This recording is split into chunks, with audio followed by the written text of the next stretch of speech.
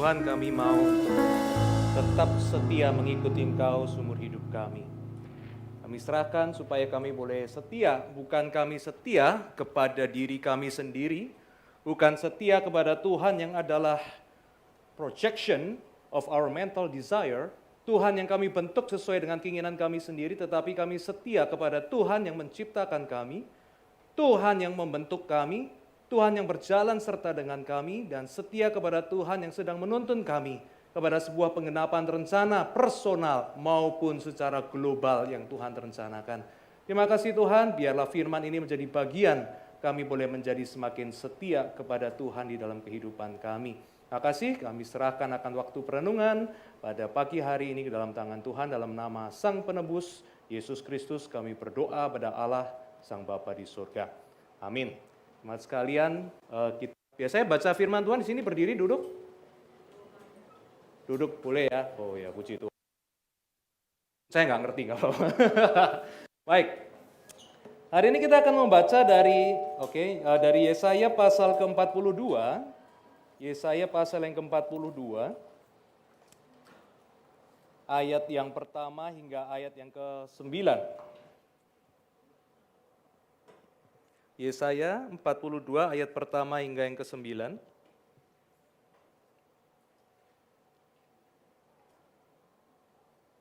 Kita akan bacakan ya, gantian ya. Saya baca ayat yang pertama, saudara-saudari baca ayat yang kedua bergantian ya. Yesaya 42 ayat yang pertama.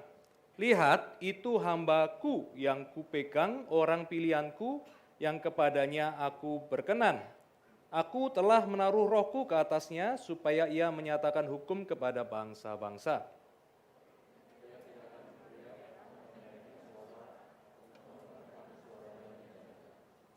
Buluh yang patah terkulai tidak akan diputuskannya dan sumbu yang pudar nyalanya tidak akan dipadamkannya, tetapi dengan setia ia akan menyatakan hukum.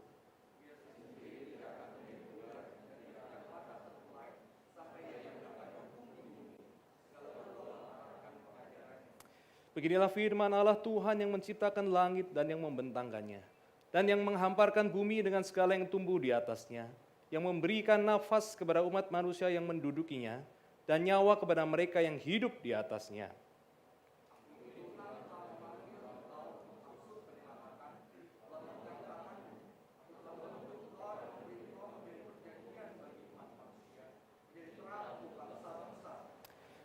Untuk membuka mata yang buta, untuk mengeluarkan orang hukuman dari tempat tahanan, dan mengeluarkan orang-orang yang duduk dalam gelap dari rumah penjara.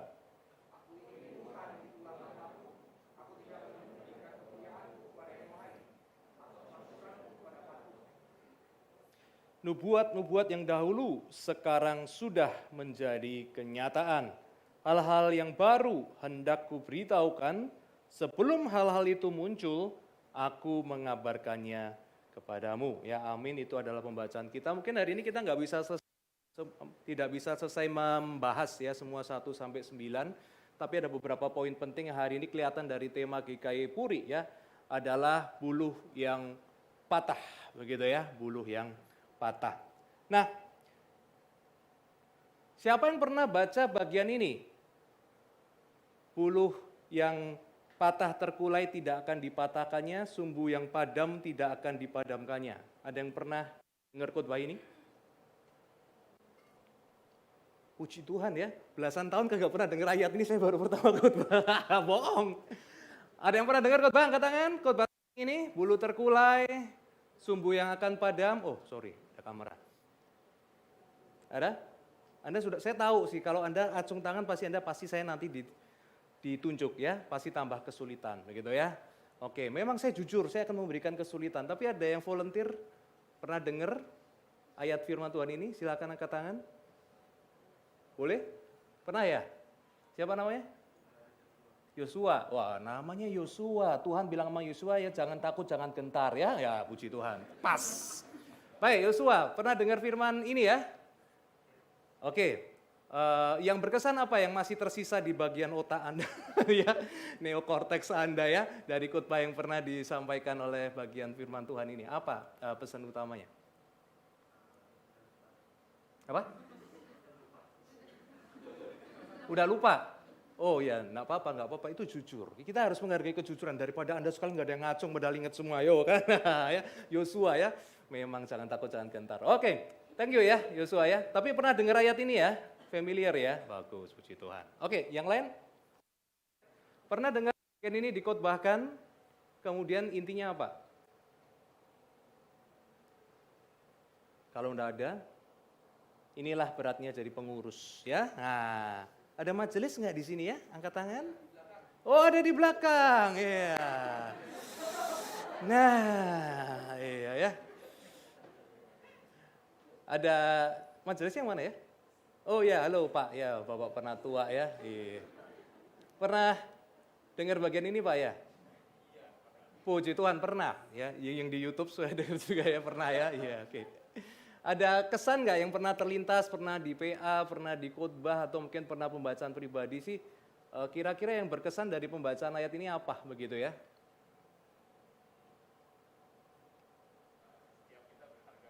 Oke, tuh.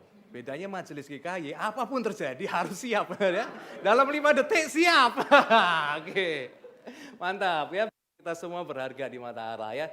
Puji Tuhan ya. Gak salah kok Pak ya, puji Tuhan ya. Iya. Kan Tuhan bilang ya, waktu engkau diperhadapkan kepada mahkamah agama, ya jangan takut karena Roh Kudus akan memberikan jawaban kepadamu apa yang katakan ya. Oke. Nah, baik, saya rasa mungkin di antara kita juga sudah banyak yang dengar tentang khotbah ini ya, terutama frase ini ya, bahwa buluh yang terkulai tidak akan dipatahkannya dan kemudian sumbu yang pudar akan dipadamkannya. Mungkin sudah banyak dengar. Mungkin dengar dari bagian PL dari Yesaya, mungkin juga dengar dari bagian PB. Yaitu waktu Matius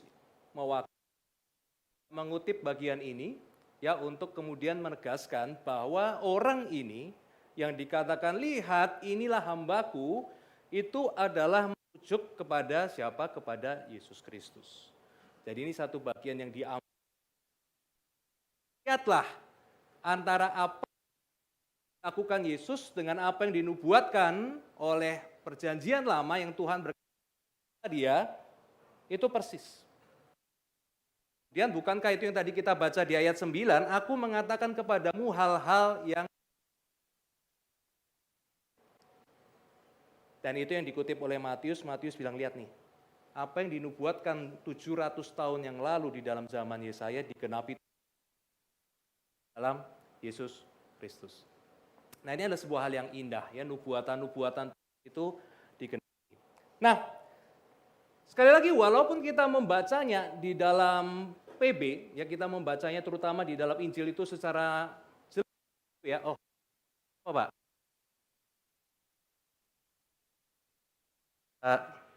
Mic-nya goyang ya kayaknya ya. Antara mic-nya yang kurang gigit atau telinga salah ya. Iya. Kayak yang kedua. Iya. Oke. Udah lebih firm nggak? Lebih firm ya. Oke. Tuhan ya. Mic yang patah tidak akan dipatahkan saya. Ya, oke. Baik, nggak patah kok, bagus. Mic-nya bagus. Baik, oh ya, thank you banyak. Ini cadangan ya. Baik, jadi kita udah melihat gitu ya, bahwa di dalam perjanjian baru itu kita melihat bahwa ini adalah kepada Yesus Kristus. Cuman di dalam perjalanan kita melihat ya, di dalam perjalanan kitab Yesaya melihat konklusi terakhir begitu ya. Avengers itu sampai terakhir End Games begitu ya. Di situ banyak, di situ kita meraba kemana begitu ya. Oke, kalau gitu coba beralih ke sini ya. Bisa dimatiin dulu supaya nggak feedback. Oke, cek ya. Oke, baik. Sampai mana? Oh, sampai itu Avengers ya. Iya, oke. Jadi kayak kurang rohani saya ya gara-gara ini ya, oke. Enggak salah. Baik, kita melihat ya ada pergerakan begitu sebelum kita sampai ke konklusi, kemudian kita melihat begitu ya. Siapa tokohnya yang betul-betul jahat, akhirnya seperti apa, kunci misterinya di mana, kunci daripada perbuatan-perbuatan tokoh sebelumnya yang menurut kita sebelumnya nggak masuk akal, kita tahu kenapa dia lakukan itu pada bagian terakhir. Nah, di dalam perjalanan 700 tahun ya siapa hamba ini, begitu ini menjadi sebuah pergumulan gitu ya. Bahkan sampai sekarang sendiri orang Yahudi, beragama Yahudi yang tidak menerima perjanjian baru itu sebagai penggenapan janji Yahweh kepada umat Israel di dalam Yesus Kristus. itu mereka membaca ini tidak bisa membaca sebagai Yesus karena mereka tidak terima bagian finalnya. Nah, jadi mereka biasa membaca itu punya dua pilihan lain, bahwa hamba yang seringkali disebutkan di dalam Yesaya itu yang pertama adalah bangsa Israel. Jadi bangsa Israel itu adalah hamba Tuhan. Nah, tapi kita waktu melihat di sini tidak cocok. Hamba Tuhan yang dituliskan di Yesaya 42 dan di beberapa bagian berikutnya ya, yang disebut sebagai pujian ya, atau servant song begitu ya, termasuk yang terkenal ya Yesaya 53 dan sebagainya, itu menjadi sebuah hal yang tidak cocok. Karena ini dikatakan adalah seorang hamba yang sejati, yang setia, yang benar, sedangkan Israel terus ditegur sama Tuhan. Gitu kan? Nah, kemudian pilihan kedua adalah melihat sang hamba ini sebagai seorang raja yang dipakai oleh Tuhan, yaitu adalah Raja Koresh. Jadi bangsa Israel dihukum oleh Tuhan karena kesalahannya, kemudian masuk ke dalam pembuangan, tetapi Tuhan menjanjikan satu penolong yang disebut sebagai hambanya untuk mengalahkan Babel dan membebaskan Israel, itu adalah seorang raja Persia namanya Raja Koresh. Lebih gampang diingat kalau Anda melihat bahasa Inggrisnya, ya Cyrus, ya kan? Miley Cyrus. Nah itu sebenarnya sama ya. Koresh, ya oke. Jadi supaya nempel pakai yang sekarang ya. Nah, jadi Koresh itu adalah seorang hamba yang Tuhan sudah bilang sebelum terjadi saya sudah pilih dia. Nah, Tuhan itu di dalam Yesaya salah satu argumentasi terhebat dia ya terhadap bangsa Israel adalah kamu menyembah bangsa-bangsa, menyembah dewa-dewa, kamu menyembah yang lain-lain. Tetapi siapa yang seperti saya? Aku akan memberitahukan kepadamu hal-hal yang belum terjadi. Jadi Tuhan yang maha tahu, Tuhan yang maha ada, Tuhan yang maha kekal itu menjadi sebuah hal yang sudah disampaikan dan terus coba ditanamkan oleh Tuhan kepada bangsa Israel. Nah, jadi yang kedua adalah hamba Tuhan ini adalah Koresh yang dipakai oleh Tuhan secara tidak sadar. Bahwa dia itu dipakai oleh Tuhan untuk menolong umat Israel. Nah, tetapi ada kesulitan lagi. Kalau ini adalah Koresh, hamba Tuhan yang dituliskan di Yesaya 42 ini adalah hamba yang sadar. Lihatlah hambaku, aku akan memberikan rohku kepadanya. Dan dia akan melakukan apa yang aku minta kepadanya. Dia akan menggenapi rencanaku. Jadi ini hamba yang sadar, dia diutus, dia mewakili Tuhan, roh Tuhan ada pada dia. Dan dia menjalankan apa yang Tuhan di surga itu mau terjadi di bumi, dia lakukan. Inilah kenapa jawaban Koresh saja tidak memuaskan. Karena Koresh dipakai oleh Tuhan, betul. Orang enggak percaya, orang yang enggak ke gereja bisa dipakai Tuhan, bisa. Salah banget kalau bilang, oh kamu enggak percaya Tuhan, Tuhan enggak bisa pakai kamu sampai maksimum capacity. Bisa banget, bisa dipakai Tuhan.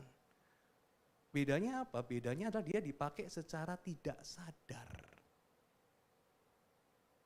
Berarti kalau sesuatu tidak sadar, itu berarti tidak ada sebuah covenant, tidak ada sebuah relasi yang jujur, tidak ada sebuah ikatan perjanjian yang jelas bahwa saya mengenal engkau, engkau mengenal saya. Nah, ini adalah Koresh. Dia mencapai full capacity dia mencapai ya full potential dia menjadi raja yang berkuasa, kemudian dia menjadi raja yang memberikan pertolongan maksimal kepada bangsa Israel kembali ke Yerusalem. Tapi dia tidak sadar. Gitu ya. Apa gunanya ya? Sesuatu yang baik ya, sesuatu hal yang sangat indah tetapi tidak sadar. Suami, ini belum pada nikah ya. Pacar kasih hadiah, wah gitu, oh thank you ya, hadiahnya indah banget, kamu inget banget gua ulang tahun, oh kamu ulang tahun ya, gua lupa, nggak ngerti, nggak sadar, cuma pas pengen beli aja kasih kamu. Harganya 100 juta ya, begitu kita terima dia ngomong, dia nggak sadar, cuma lewat dia beli aja, lupa hari ulang tahun kita langsung. Kira-kira itu turunnya mungkin 90%. Seneng sih terima hadiah, tapi kita duga lu kasih gua karena lu sayang gua, lu inget gua. Enggak, cuma pas kebetulan aja, kebetulan. Langsung ya senang deh terima hadiah, tapi something is missing. Sebuah relationship, sebuah hubungan yang nyata. Sebuah keyakinan bahwa saya mau menjalin nanti sebuah perjanjian nikah dengan kamu karena engkau mengenal saya mengenal kamu, saya tahu kamu peduli sama saya peduli sama kamu, itu menjadi sesuatu yang kemudian fondasinya hilang. Kita belum yakin, okay. Maybe this is not the time for perjanjian lebih jauh. Gitu ya. Nah, ini maka kita melihat bahwa saya percaya sekali bahwa Tuhan memberikan firman kepada Matius untuk dia mengambil bagian ini dan Matius sebagai orang Yahudi, ya kita tahu ya, kemungkinan Lukas bukan, begitu ya. Tapi Matius adalah Yahudi dan jelas itu diberikan kepada orang Yahudi. Dia mengambil bagian ini dan berkata satu-satunya penjelasan yang paling memuaskan adalah waktu kita melihat Yesuslah sebagai Sang Mesias, Sang Juru Selamat yang Tuhan utus ini. Nah, sekarang kita melihat begitu ya, apa sih yang pesan bisa kita lihat ya, tadi kan sedikit bagian bagaimana kita menafsir bagian ini begitu ya. Jadi kita melihat bahwa Yesus adalah satu-satunya penggenapan yang terutama mewakili Tuhan di dalam dunia ini. Yesus perlu datang, Sang Mesias perlu datang, karena dialah yang bisa membuka pintu untuk membuka kerajaan Allah itu kepada dunia ini. Jadi Sang Mesias, Sang hamba ini diutus turun supaya apa? Supaya dia membuka pintu yang tertutup antara surga dengan bumi, antara dimensi rohani di mana Allah ada dengan dimensi yang di mana kita saat ini berada. Saya percaya Tuhan menguasai dimensi kita. Tuhan ada di dimensi yang lebih tinggi, kita ada di dimensi yang lebih rendah, dan dimensi yang lebih tinggi selalu punya kekuasaan terhadap dimensi yang lebih rendah. Gitu ya. Dan dimensi lebih rendah tidak bisa mengerti apa yang dimensi lebih tinggi, tidak bisa mengontrol di luar dari dimensi yang lebih tinggi. Oke, kertas itu 2 dimensi, Anda bisa gambar kotak di atasnya, Anda bisa gambar segitiga di atasnya, Anda bisa bikin lingkaran di atasnya, tetapi selama-lamanya dimensi di atas kertas tidak akan pernah bisa membentuk bola, tidak akan pernah bisa membentuk kubus kotak, tidak akan bisa. Karena itu higher dimension, tetapi higher dimension, sebuah kubus, sebuah bola, kita bisa potong menjadi lingkaran. Kita bisa bagi menjadi dimensi yang lebih rendah, menjadi 2 dimensi. Kubus saya bisa potong set dadu itu jadi satu tipis, saya bilang ini satu kotak. Satu rectangular, segi 4. Tapi segi 4 sendiri di dalam 2 dimensi dia tidak bisa membentuk jadi kotak. Karena begitu dia memaksa 6 kotak, 6 persegi 4 mau dipaksa dibengkokkan, dibentuk, dilipat menjadi kotak, otomatis dia harus keluar dari 2 dimensi dia. Dan itu enggak bisa. Nah, maka gini kita melihat di sini bahwa inkarnasi adalah sebuah hal yang luar biasa karena Sang Mesias ini, Sang Servant ini dibawa dari dimensi yang lebih tinggi, dia harus dibatesin. Mengosongkan diri, kalimatnya Filipi, ke dalam sebuah dimensi yang lebih rendah. Nah, tetapi kehadirannya penting untuk apa? Dia membawa masuk apa yang menjadi hal-hal yang manusia di dalam dunia ini tidak akan bisa pahami kalau Tuhan itu enggak masuk. Kalau Sang hamba ini tidak masuk ke dalam kehidupan manusia. Nah, masalah terbesar kita saat ini adalah hari ini kita sudah hidup di dalam influence daripada kerajaan Allah. Sehingga waktu ini dikhotbahkan, nanti kita akan lihat, nanti dikhotbahkan akan menjadi sesuatu yang kayaknya itu biasa banget. Gitu ya. Tapi Anda perhatikan nggak keunikan kekristenan waktu saya tanya jawab begitu ya, di dalam satu tempat begitu. Walaupun orang Islam ya tidak suka ya kepada orang Yahudi gitu kan. Tetapi mereka masih punya satu kebiasaan yang sama. Yaitu adalah apa? Pria itu ada tempat beribadah, wanita ada tempat beribadah. Nah, saya tidak kritik itu salah benar ya, silakan yang di YouTube, saya cuma mau bilang realitas faktanya kan begitu. Tapi di gereja, baik Katolik, baik Protestan, dan saya mesti cari lebih tahu lagi di Ortodoks ya, nggak tahu ya. Ortodoks masih bisa ya, nah pengaruh Ortodoks masih begitu ya, tapi Anglikan, ya kemudian di beberapa gereja lain, Pantekosta dan Karismatik digabung gitu ya. Kenapa? Karena sadar bahwa Paulus bilang di dalam Kristus tidak ada lagi laki-laki perempuan, tidak ada Yahudi, Yunani, tidak ada lagi Tuhan, tidak ada lagi Buddha. Nah itu sebuah proses yang panjang. Nah saya tidak bilang tiba-tiba langsung berubah, tapi sebuah proses yang panjang kemudian mewujud begitu ya kepada kondisi saat ini yang kita bisa lihat di gereja-gereja. Nah, demikian juga sebetulnya kehadiran Mesias ini menjadi sebuah hal yang luar biasa penting sekali. Luar biasa penting. Karena kalau Mesias tidak datang, kalau sang servant ini tidak datang, sebetulnya dia itu dunia tidak akan berubah. Janji daripada Mesias adalah, Tuhan adalah kalau Mesias datang maka dia akan mentransformasi akan dunia kita. Dia akan menjadikan baru dan saya yakin itulah yang bagian ini ajarkan kepada kita hari ini. Waktu dia datang, dia membawa sebuah pengaruh ke dalam dunia. Dia memperkenalkan nilai-nilai yang dunia sebelumnya tidak kenal. Dia sedang membawa sebuah alternatif bagaimana yang Tuhan mau manusia itu hidup. Melampaui, dua kata yang saya pakai, natural order, melampaui tatanan, namanya pengaturan daripada alamiah dan juga natural custom atau budaya-budaya yang secara umumnya. Nah, mari kita melihat begitu ya. Coba kita melihat sekarang ke tema kita. Bahwa buluh yang terkulai tidak akan dipatahkannya. Kita melihat satu hal, secara natural,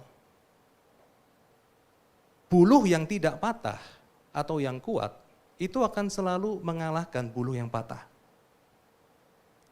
Manusia kalau melihat yang patah, akan dibuang, dia cari yang kuat, yang tidak patah.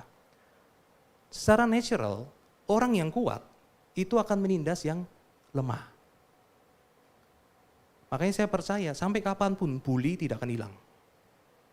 Dia cuma akan muter, bentuknya berubah dari perlakuan ini, dari mulut, dari tingkah laku, dari tatapan mata, dari medsos, it will only change. Kenapa? Karena manusia ada di dalam natural order. Manusia itu ada di dalam bagian daripada penciptaan manusia di tengah alam semesta.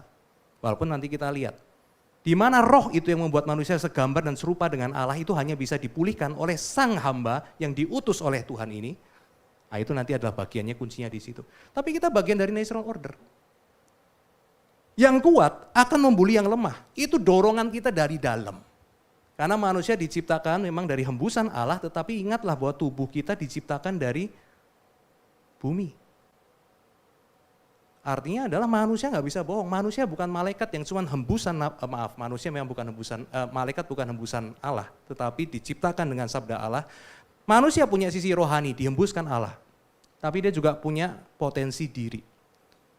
Nah, yang dikatakan unik di sini adalah utusan ini dia datang tidak mematahkan buluh yang sudah terkulai hampir patah. Padahal tendensi manusia itu selalu lemah. Kalau lihat manusia lemah, pasti kita mau opres, kita pasti mau tekan, kita masih mau kendalikan. Coba Anda jujur sama diri Anda sendiri. Anda lihat teman yang lebih lemah, kecenderungan kita apa? Saya mau manfaatkan. Kita lihat orang lebih bodoh, kita mau manfaatkan. Kita lihat orang ini lebih mudah dikontrol, kita kontrol. Makanya kan selalu ada order. Tolong beliin bakso ya, pergi beli bakso. Tolong dong beresin ini, pergi beresin. Itu adalah sebuah tendensi kita.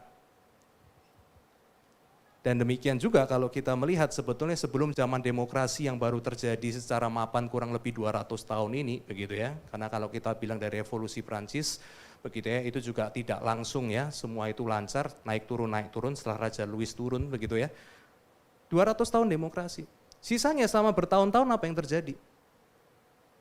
Yang namanya royals, gitu ya, keluarga kerajaan, itu hampir selalu menindas yang lemah, menindas masyarakat, menekan masyarakat.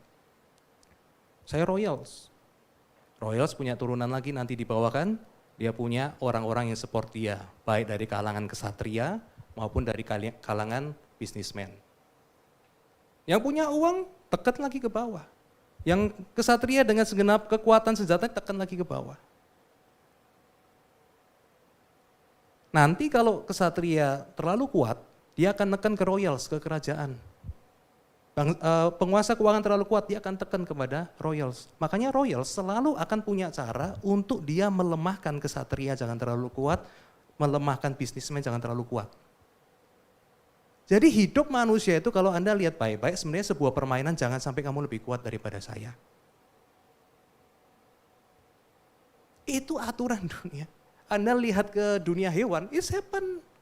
Singa muda mengusir singa yang tua, itu biasa, itu normal. Nah, jadi di sini kita bisa melihat begitu ya. Kita sedang berbicara tentang satu hal yang penting banget, yaitu apa? Yaitu adalah bahwa firman Tuhan yang kita sedang baca ini, penggenapan daripada firman Tuhan yang sedang kita baca ini, kita sedang berbicara tentang Tuhan Yesus, kita tidak sedang berbicara tentang Tuhan yang singgah, Tuhan yang numpang lewat, tetapi kita sedang berbicara tentang Tuhan yang waktu dia datang, dia masuk ke dalam dunia kita, dia itu sedang mentransformasi dunia kita. Nah, saya nggak tahu Anda pernah sadar bahwa Yesus is the Savior of my life, tapi Jesus itu juga the Savior of this world.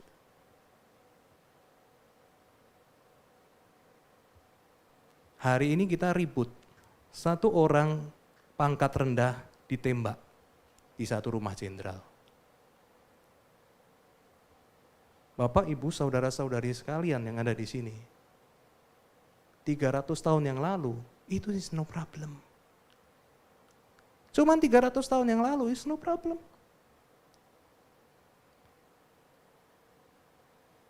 Kenapa kita mesti korbankan jenderal yang bisa memimpin dengan baik ini dihormati hanya demi seorang prajurit yang kecil ditembak mati? Prajurit mati. Biarkan pokoknya ini yang kepentingan lebih besar, yang lebih berkuasa, yang kita lebih punya kepentingan. Dia berkuasa, jaga. Orang mati, orang kecil mati itu biasa. Anda selidik di dalam sejarah. Silakan Anda baca. Kalau Anda bisa buktikan ini tidak menjadi posisi daripada dunia selama ini, tolong kasih tahu saya juga butuh masukan, saya bukan Tuhan.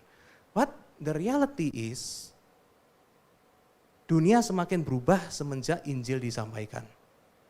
Bahwa buluh yang terkulai pun, yang menggambarkan daripada manusia yang terkulai pun tidak harus dipatahkan, tetapi Tuhan mau pulihkan. Itulah yang dijanjikan di dalam kitab Matius. Karena di dalam kitab Matius pasal 12 Anda bisa baca, Yesus sebelum bagian ini dikutip, buluh yang terkulai tidak akan dipatahkannya, sumbu yang pudar tidak akan dipadamkannya. Sedang berbicara tentang apa? Sedang berbicara tentang seseorang yang lumpuh. Kemudian mau disembuhkan. Orang Farisi, imam-imam bilang hari Sabat tidak boleh menyembuhkan. Buat Tuhan tuh pikirnya kebalik. Kerajaan Tuhan itu bukan menindas orang. Kerajaan Tuhan tuh memulihkan orang. Maka sembuh engkau sekarang walaupun ini hari Sabat. Nah, nilai manusia itu diangkat. Walaupun dia lemah, oh dia orang kecil, tunda aja besok. Dia udah lama sakit, biarin aja. Dia orang sakit gak ada gunanya. Kalau hari ini yang sakit Herodes, saya rasa mereka akan panggil tabib siapapun juga untuk datang tolong Herodes. Kenapa? Orang terkenal Herodes. Tapi ini siapa sih? Tapi Yesus bilang inilah buluh yang terkulai tidak akan dipatahkannya. Tetapi akan dipulihkan oleh Dia. Nah, teman-teman, kita juga melihat begitu ya. Bagaimana di dalam kehidupan kita sehari-hari kalau orang kuat itu akan menindas mereka yang patah. Terus yang kedua dalam bagian ini saya mau mengajak kita melihat adalah biasanya kita punya kebiasaan kita itu manusia yang baik, lebih baik, membuang yang lebih jelek. Kita yang tidak patah, membuang yang jelek. Nah tapi sekali lagi, waktu Yesus datang, dia mengubahkan itu semua. Memang itu semua sudah dimulai dari Kejadian pasal 1, yang manusia diciptakan dalam gambar dan rupa Allah, betul. Tetapi sekali lagi kita melihat waktu itu semua ajaran ini terkunci kepada daerah Israel. Belum dibuka kepada umum. Kenapa? Karena bangsa Israel masih perlu dididik sama Tuhan. Dia nggak bisa global dulu, lokalnya aja kagak beres. Tapi setelah itu Yesus datang, Yesus menggenapi, kemudian dimatengkan di dalam para rasul dan juga Paulus. Kemudian di dalam kisah para rasul, Roh Kudus sendiri yang datang, kemudian didorong keluar ke seluruh dunia. Bahwa Kejadian 1 itu betul, tetapi Kejadian 3 itu merusakkan gambar manusia. Baik yang ditindas maupun yang menindas. tetapi semua itu kemudian akan dipulihkan di dalam janji dari Yesaya, dan kemudian digenapi penggenapan pemulihan itu di dalam Yesus Kristus. Kemudian berita ini disebarkan keluar bahwa walaupun engkau itu rusak, engkau patah, engkau tidak dibuang. Nah, ini sebuah hal yang gak gampang. Karena kita punya kecenderungan melihat barang yang rusak, kita buang. Karena tidak berguna buat kita. Barang iya, manusia juga iya.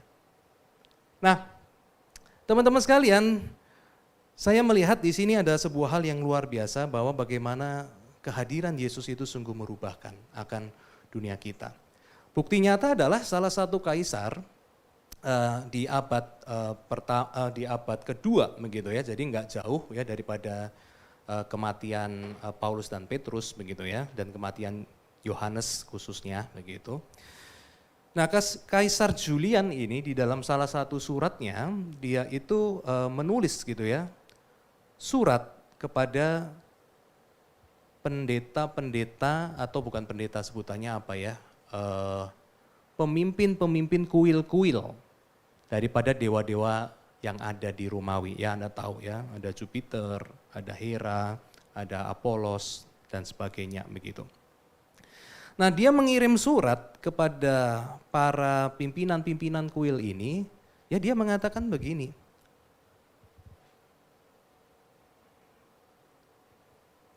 Saya ada screenshot ya, di mana ya? Oke ya.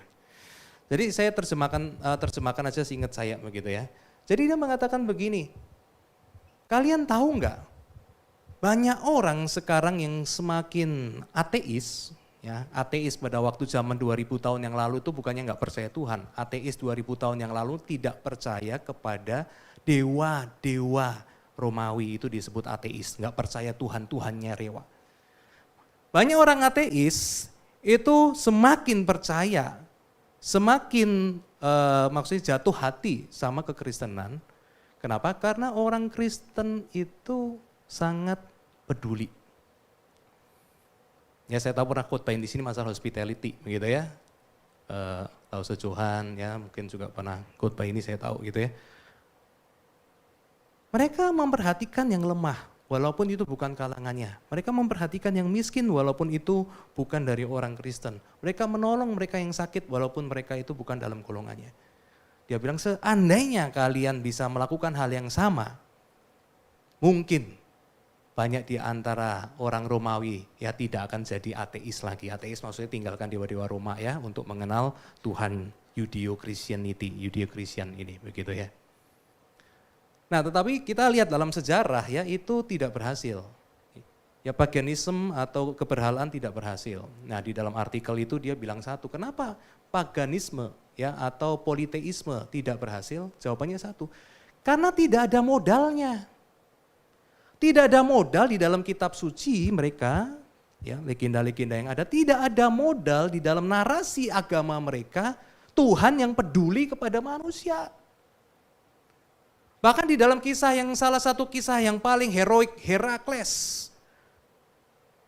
Di dalam Herakles pun kita tahu sebagai manusia bagaimana dia mencapai kedewaannya adalah dengan dia berjuang keras. Itu pun setelah dia dikutuk sama dewa Hera, Queen God begitu ya, atau Goddess begitu kan. Dan Zeus juga cuma lihat dari jauh, kadang-kala bantu, tinggal.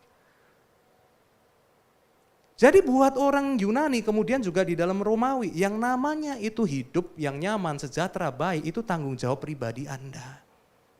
Bukan tanggung jawab bisa dilempar kepada orang lain untuk kita bisa harapkan dari orang lain. Nah, ini adalah sebuah hal yang artikel itu katakan dan hari ini saya bagikan. Tetapi waktu kita kembali kepada kekristenan, jadi saya kembali begini.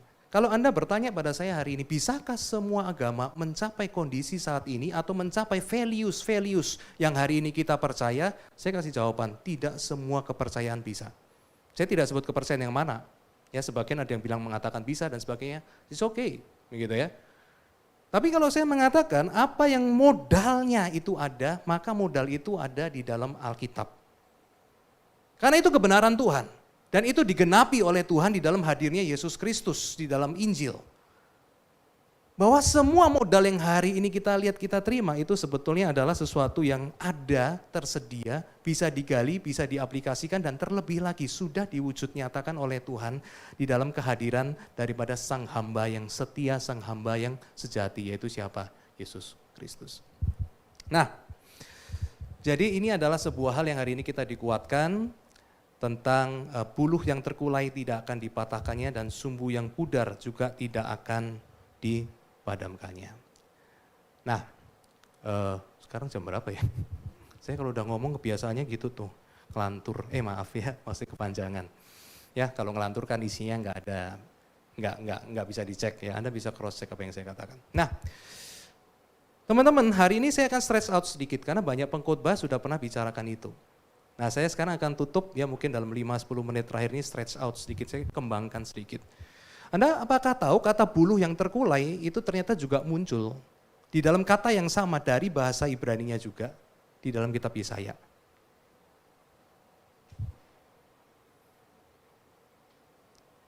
Kata buluh yang terkulai muncul di Yesaya pasal 42, tetapi ternyata dia juga muncul di dalam kata yang 90% sama ya, kecuali ada satu definite artikel yang hilang di situ, di dalam bagian yang lain, yaitu di dalam Yesaya pasal yang ke-36. Yesaya 36 ayat yang ke-6. Di sana dikatakan bahwa kamu, ya ini perkataan ancaman begitu dari Babel terhadap Yehuda begitu ya.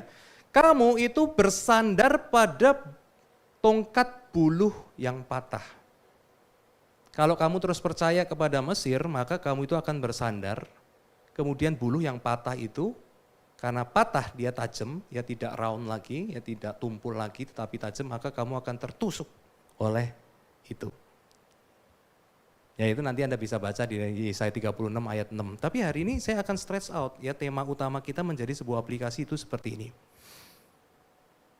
Memang betul, orang yang terluka itu akan ngelukain orang lain.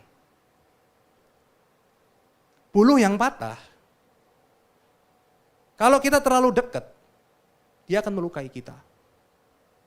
Maka tantangan terbesar dari Yesus adalah bukan karena dia baik, bukan karena dia menunjukkan saya perhatian kepada orang lemah, saya perhatian kepada orang yang dibuang, saya perhatian kepada orang yang jauh dari Tuhan, itu baik.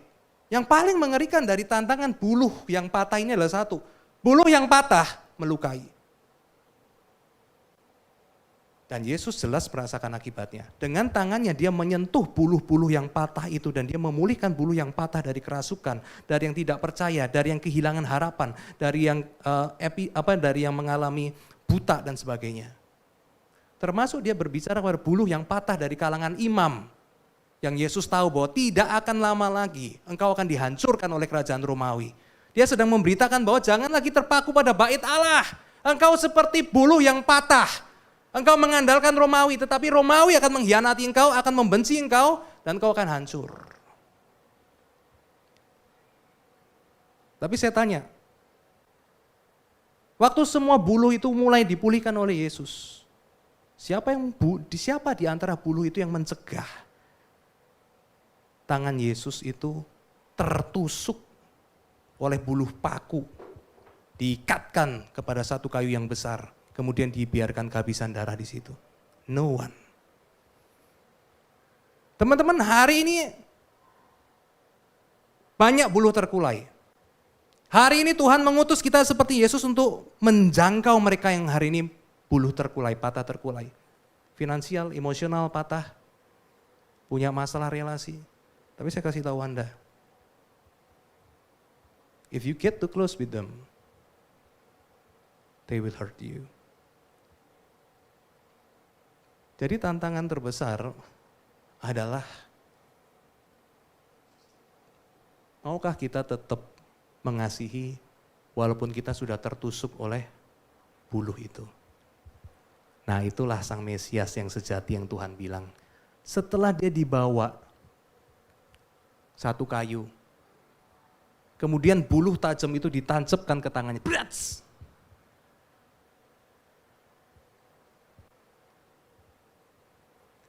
Di situ dia punya pilihan. Ya Bapak, buluh ini semua sudah patah. bakar aja semua rusak. Tapi yang dia lakukan adalah dia berkata, Bapak, bulu ini patah. Semua patah. Mereka tidak tahu apa yang mereka lakukan. Ampunilah mereka. Kasih waktu mereka. Mereka masih bisa dipulihkan. Maka teman-teman, ini menjadi sebuah hal yang hari ini kita boleh renungkan di dalam kehidupan kita. Hari ini Tuhan mengutus Anda untuk boleh mengasihi seperti Yesus. Tapi saya banyak kali dengar orang datang kepada saya, oh saya sudah baik sama dia, saya minta maaf loh sama dia. Oh lu tahu jawabannya apa kok? Enggak. Bukannya, oh terima kasih ya sudah datang beresin masalah. Wah dia bilang, iya harusnya kamu dari dulu minta maaf sama saya. Loh tuh, saya sudah datang merendahkan diri, begitu saya datang betul-betul saya diinjek-injek. Kayak dianggap, memang saya salah, bukannya dia menghargai, saya itu datang minta maaf sama dia. Itu realitas. Anda bawa temen ya ngobrol sama-sama di keluarga, begitu kan? Ketemu pacar, ketemu keluarga, gitu kan? Rencana mau rangkul. Berapa kali datang, tiba-tiba suatu saat, barang hilang semua. Betul. Satu keluarga Kristen, ini orang-orang ini masuk yuk makan. Sebulan datang makan, bulan berikutnya orangnya gak datang lagi, hilang. Kenapa? Karena mereka selama sebulan masuk, mereka lihat, oh ini di situ, oh itu tante masuk situ, oh masuk situ, oh. Main, oh boleh ke atas, oh boleh, tante atas boleh, oh main sama anak boleh mah. Lihat semua tempat di mana. Lihat kapan mereka pergi kerja. Oke, that's life.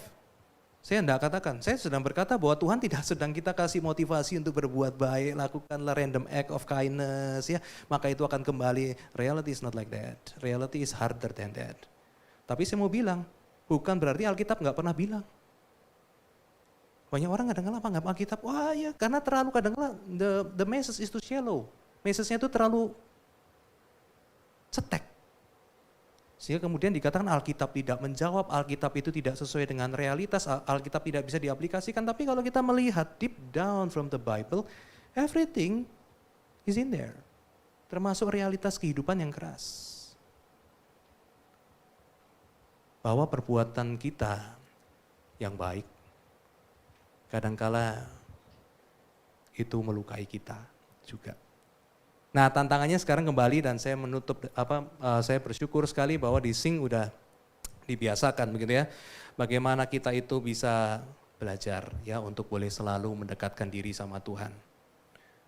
Jelas tangan ini pernah terluka. Jelas hati ini pernah terluka waktu kita berbuat baik sama orang. Siapa yang bisa pulihkan? Banyak orang Kristen mengalami kepahitan. Karena dia berusaha mengasihi, berusaha menyatakan kerajaan Tuhan, tetapi kemudian balasannya itu begitu buruk. Buluh itu melukai dia, buluh itu menusuk dia. Sehingga kemudian dia tarik, kemudian dia bilang, this cannot be true. Apa yang Tuhan minta cannot be true, gak mungkin benar. If this is true, why it hurts me? Itu natural order manusia. If you do something, hurt, Anda akan belajar. This is not right, ini gak betul. Tapi sekali lagi, pesan Alkitab itu selalu above, beyond the natural order. Bahwa pribadi itu mengizinkan tangannya ditusuk dan berdarah. Dan yang unik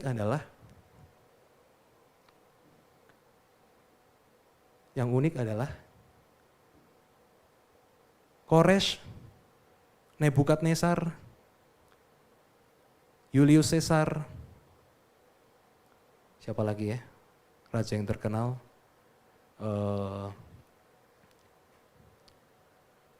yang lain lah ya, kaisar siapapun juga ya, lupa lah, Qin Shi Huang, nah ya kaisar terkenal Jungkook gitu kan, semua punya tangan besi, tapi semuanya musnah.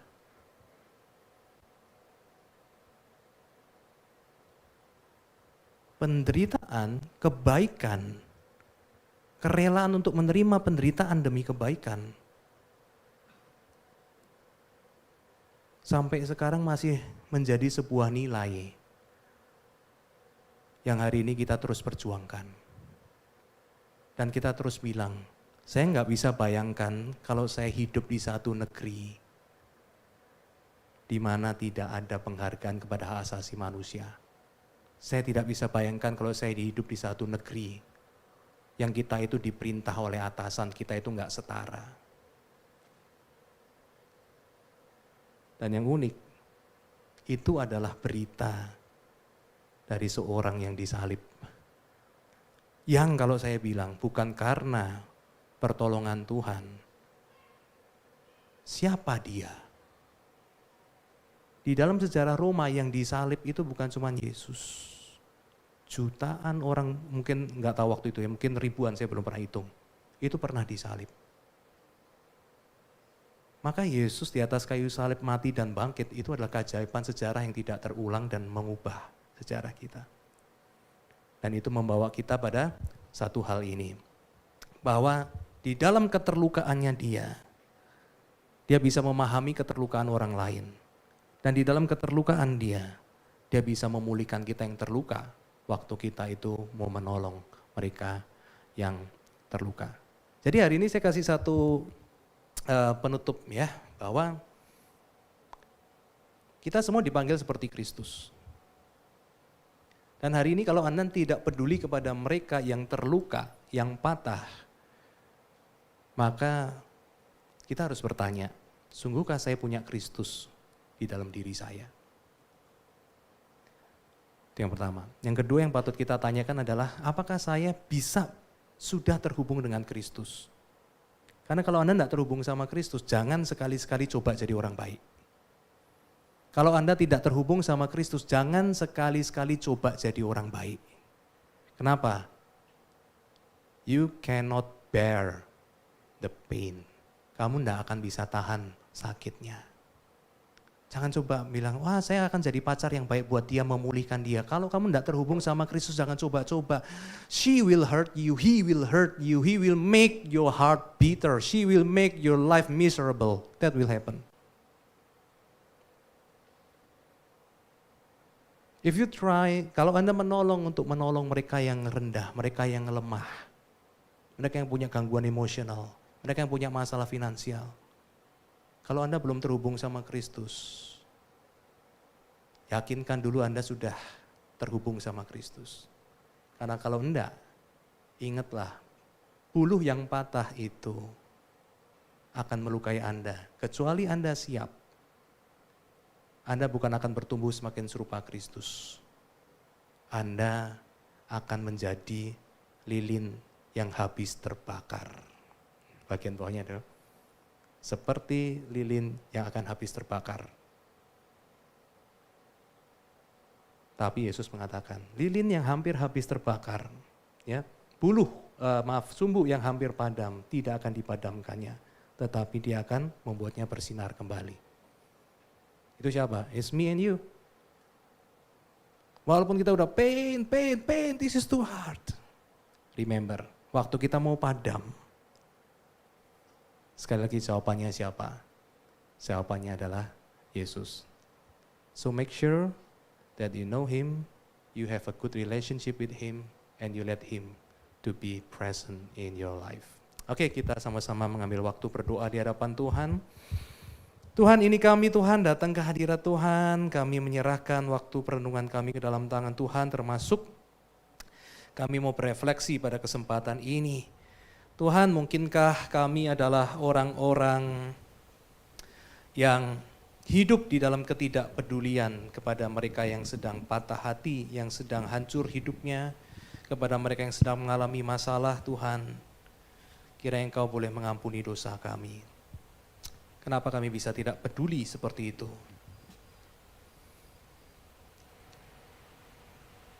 Adakah di antara kita yang hari ini disadarkan oleh Tuhan bahwa kita begitu tidak peduli pada yang lain? Kita nyaman, kita ketawa dengan hidup kita, tapi kita nggak bisa merasakan tangis, kita nggak bisa merasakan jeritan daripada orang-orang lain di sekitar kita yang sedang patah. Bahkan kalaupun kita mendengar, kita melihat kengerian mereka, kita pun masih tidak berani untuk mengulurkan tangan. Tuhan ampuni dosa kami.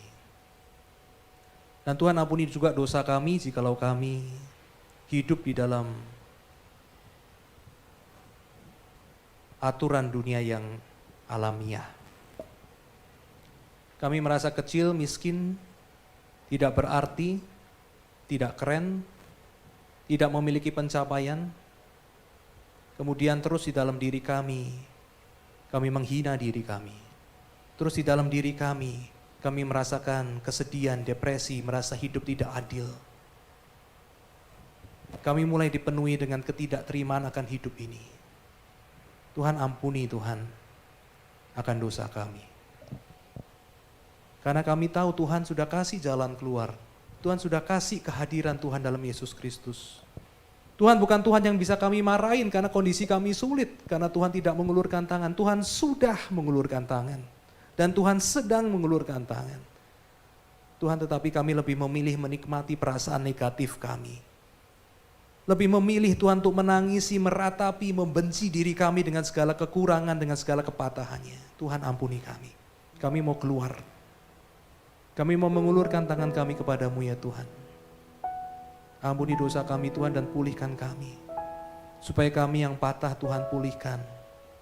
Supaya kami yang subuhnya hampir habis terbakar, Tuhan isi lagi dengan minyak. Supaya kami boleh kembali menyala dan menerangi kegelapan. Terima kasih Tuhan atas kesempatan kami boleh mengakui dosa kami. Terima kasih Tuhan atas segala yang Kau sudah kerjakan. Biarlah lewat apa yang kami renungkan dari firman pada hari ini, kami boleh sadar bahwa Yesus bukan cuma sekedar sebuah retorika yang bisa diciptakan oleh siapa saja dengan berbagai macam cara. Supaya kami sadar melihat bahwa Yesus bukan cuma sekedar sebuah tokoh dalam sebuah narasi yang bisa dengan seenaknya diganti tanpa mempengaruhi sejarah dan realitas spiritualitas kami. Tidak bisa. Engkau Tuhan adalah kebenaran, Engkau Tuhan adalah Tuhan yang nyata. Engkau adalah Tuhan yang datang mengubahkan akan dunia ini dan mengubahkan akan hidup kami pribadi. Kami mau serahkan diri kami sekali lagi kepadamu, menjaga iman kami untuk boleh tetap setia kepadamu, dan tetap rindu untuk boleh menikmati keindahan relasimu di dalam kondisi kami, yang setiap hari, setiap bulan, setiap tahun akan selalu berubah. Tapi Tuhan, kami tidak akan melupakan bagaimana cara kami untuk berjumpa dengan Engkau. Semua boleh berubah, kondisi boleh berubah, tetapi Engkau Tuhan yang sama. Dan kami pingin di dalam ibadah GKI Puri ini, di dalam ibadah kebaktian umum sing ini, kami boleh terus akan melatih praktek spiritual kami untuk boleh mengerti bagaimana mendapatkan Tuhan, berseru kepada Tuhan, merasakan Tuhan, mengalami Tuhan dalam kehidupan kami. Terima kasih Tuhan, kiranya Tuhan Kau mensinkronisasikan selalu hati kami dengan hati-Mu, hadirat kami di dunia ini dengan hadirat-Mu, dan kami menyesuaikan akan tingkah kasih kami dengan kasih-Mu. Nah, doa kami serahkan di dalam nama Tuhan kami Yesus Kristus, Sang Penebus, Sang Penyelamat. Kami berdoa dan bersyukur. Amin.